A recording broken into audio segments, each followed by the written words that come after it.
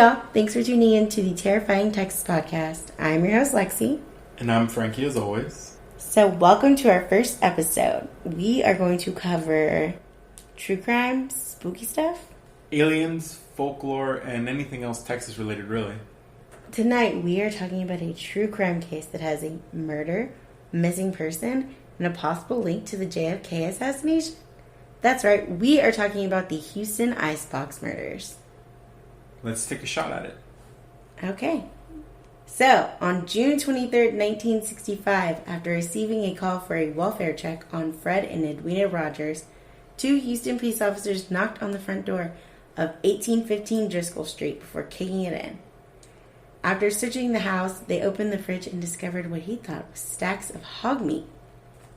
An officer was quoted as saying, "On all the shelves and in the freezer compartments were the dismembered bodies. They were cut, unwrapped, washed off pieces, and were smaller than individual joints." The officer realized what they were dealing with after opening the crisper to find 2 human heads. What? Investigators later concluded that Edwina had been shot in the head while Fred had been beaten to death with a hammer. Before both were dragged to the master bathroom, drained of blood, chopped into pieces, and placed in the fridge. Oof, that is brutal. I just want to say, what kind of name is Edwina? Well, this is like, you know... Like, that's one of those names you don't hear anymore. I don't think anybody asked to be named Edwina. Oh, I hope she wasn't bullied. The medical examiner stated, "Whoever did this apparently took their time and knew what they were doing. The dismembering was a fairly neat job." Wow, what a skill. So the police determined that Fred and Edwina Rogers had actually been killed on June 20th, which was Father's Day. Talk about a Father's Day gift, right? That is personal. The autopsy concluded that Fred was killed by blows to the head with a hammer. His eyes had been gouged out and his genitalia were removed. Oh, that is brutal. Oh, God. Edwina had been beaten and shot execution style. Well, at least it was a quick death, right? Hopefully. Police further said that the bodies were dismembered in the upstairs bathroom by a person, quote-unquote, with some knowledge of anatomy. The couple's organs were actually found in a nearby sewer. The killer had chopped them up and flushed them down the toilet after draining their bodies in the bathtub. A few traces of blood had been found, but the house was otherwise scrubbed down. I didn't know organs could fit down the pipes. I just want to know why they went down to the pipes to look for it. Did they look for the organs? Did they come up? I mean, I'm sure once they, found what was going on, they set like a perimeter and looked everywhere, which good for them. Kudos to them. You hear so many stories of all these older cases where they didn't really do their due diligence, but... Well, I think I actually read, and I guess I didn't remember putting it in here because they had said that the neighbor found them in the sewer, so maybe she was just on the toilet and a heart flew up. I have no idea, but... Can you imagine you look down and you see a heart instead of a... Whatever, yeah. That is so brutal, though. It definitely had to be premeditated. Alright, by the next morning, police had focused on one suspect, the couple's son, 43-year-old Charles Rogers, a recluse who only communicated with his parents via notes slipped under his bedroom door and was rarely seen by neighbors. In fact, some of the neighbors were unaware that Rogers even lived with his parents because he usually left home before dawn and did not return until after dark. What a shifty character. The police went to question him because the little blood that was found led them to Charles Rogers' bedroom. There, police found a blood-stained keyhole saw, but no trace of Rogers himself. What is a keyhole saw? It's like a little saw used to reach material that's like at a weird angle or that's kind of hard to reach. With the regular saw? Yeah. That actually led to the nationwide manhunt for him. A search for Rogers was launched and a warrant was issued for him as a material witness, but the police didn't get the chance to speak with Charles, who was never seen or heard from again. Now let's talk about the only suspect in his shady past. Charles was a student of Texas A&M in 1942, but ended up dropping out. He then enrolled in the University of Houston, where he earned his Bachelor of Science degree in nuclear physics. During World War II, Rogers was a pilot in the United States Navy, and he also served in the Office of Naval Intelligence.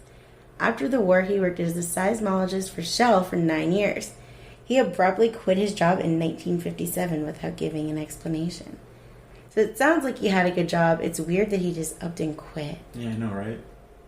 Some friends of Charles did say that he was highly intelligent and had a talent for finding gas, oil, and gold for the companies that he worked for. He spoke 7 languages and had an interest in ham radios.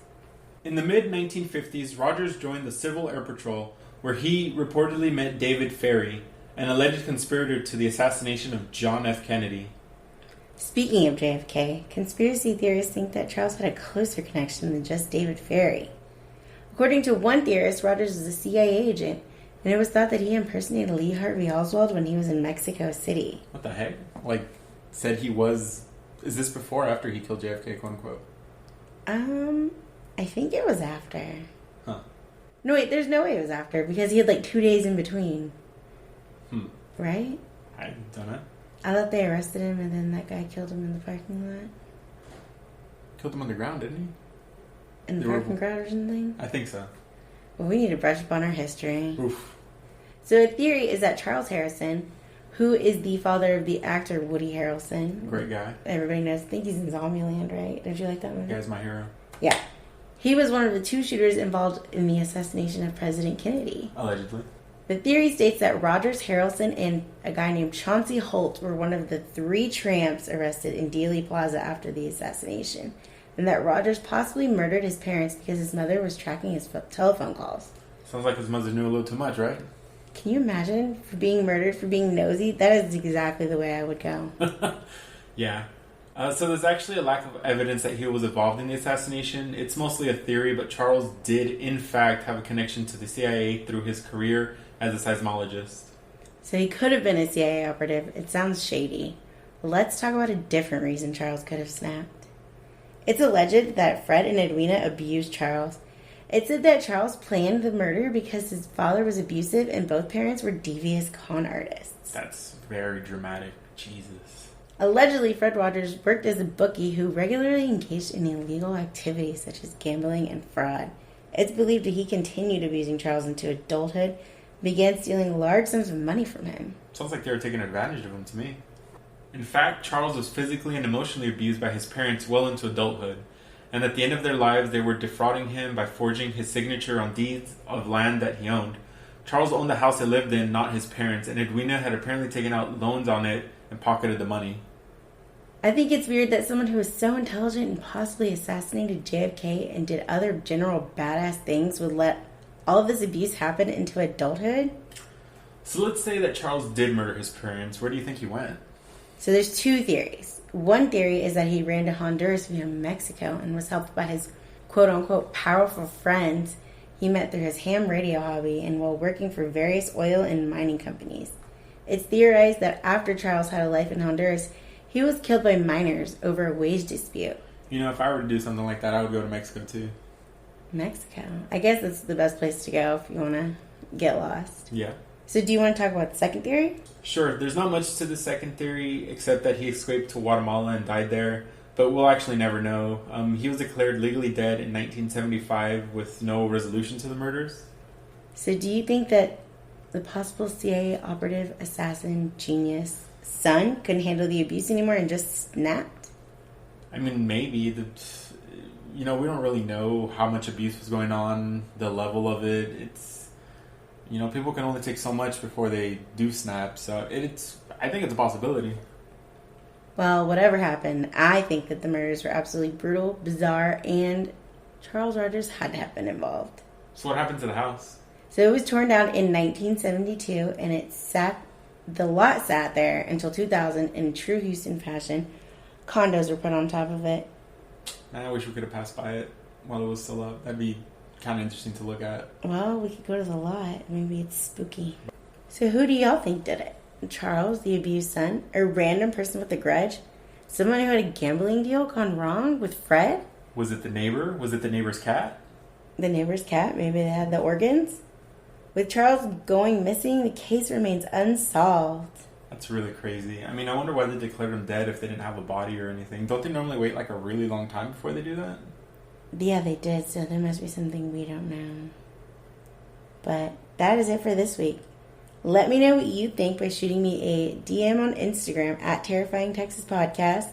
Give us a follow while you're there and send me any theories you might have. Thanks for tuning in, guys. Bye.